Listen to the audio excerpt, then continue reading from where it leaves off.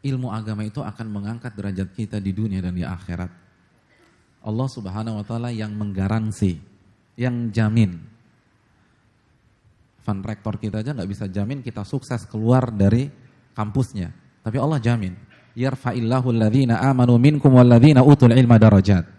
Allah akan mengangkat derajat orang-orang yang beriman dan berilmu di antara kalian beberapa derajat. Allah akan angkat. Kalau Allah putuskan akan mengangkat kita, ada yang bisa jatuhkan kita? Nggak ada. Allah akan angkat orang-orang yang berilmu.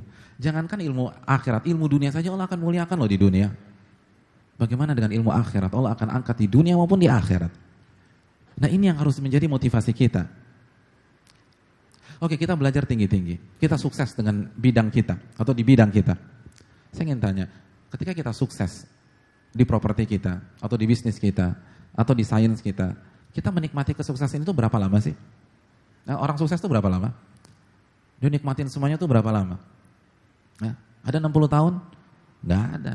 Merintis bisnisnya aja baru di usia 20 tahun misalnya. Paling dia sukses 40 tahun, atau mungkin 30 tahun, atau mungkin 20 tahun, atau bahkan mungkin hanya beberapa tahun, atau beberapa bulan. Karena dia mati muda misalnya. Coba renungkan dengan kehidupan setelah kematian. Teman-teman dan rekan-rekan sekalian, saya ingin tanya, Nabi hidup di dunia itu berapa tahun? 63 tahun.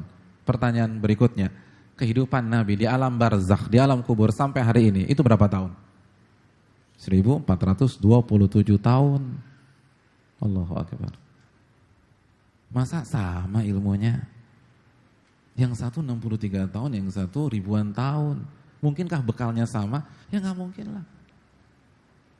Antum mau pergi ke Kuala Lumpur, dengan antum mau pergi ke Dubai, kira-kira kopernya sama apa enggak? Enggak. Karena perjalanannya lebih jauh. Analogi sederhana deh. Misalnya kita punya perusahaan nih. Atau kita bekerja di sebuah perusahaan. Besok ada orang datang ke perusahaan kita, bos cari kertas. Ternyata secari kertas itu ijazah SD-nya.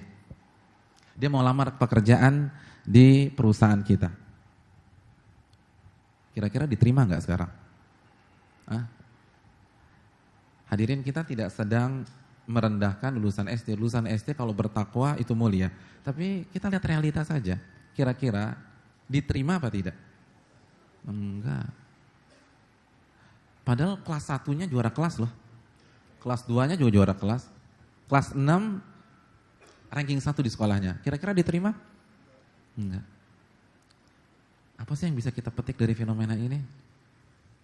Kecuali kalau dia punya keahlian ya.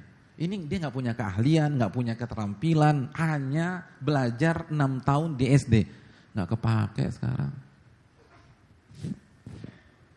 Simple aja. Orang yang belajar 6 tahun untuk sukses di dunia pada hari ini berat dan mungkin mustahil. Ya, kecuali lagi-lagi yang punya keterampilan, ini nggak punya apa-apa, susah. Belajar, padahal dia mati-matian, kelas 1 dia mati-matian, ngafal 1 tambah 1, 2 tambah 2, 3 tambah 3. Tapi kalau dia hanya belajar 6 tahun, mohon maaf kayaknya Anda nggak bisa sukses di dunia. Simple. Kalau belajar mati-matian 6 tahun, susah sukses di dunia pada hari ini, mungkinkah sukses di alam kubur, di akhirat yang 50.000 tahun?